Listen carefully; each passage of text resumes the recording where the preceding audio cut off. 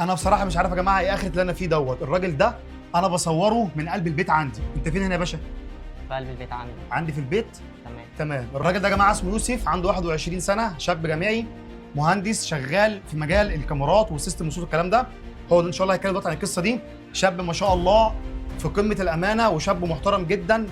وطبعا الكلام دوت احنا يعني الشباب اللي زي دي، الشباب المحترمه، شاب امين ومحترم، لازما نساعده باللي نقدر عليه. شغال في ايه بقى يوسف انت؟ انا انظمه كاميرات المراقبه، ساوند سيستم وكاميرات المراقبه، جميع كاميرات المراقبه، جميع انظمه كاميرات المراقبه والصوت والكلام دوت. والصوت والساوند سيستم كله. تمام. شغال بقى فين؟ في نطاق ايه؟ انا شغال في نطاق الجيزه والقاهره. القاهره والجيزه. القاهره والجيزه. تمام. طب لو حد عايزك من الناس اللي بتشوفنا. تمام، تحت امركم. هسيب لكم رقمي واللي انتوا عايزينه انا عينيا.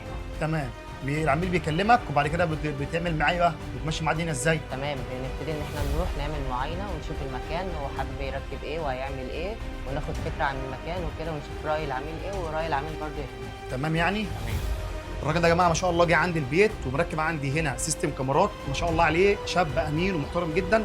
اي حد محتاجه يكلمه، وكمان عشان نزق معاه. يلا، السلام عليكم.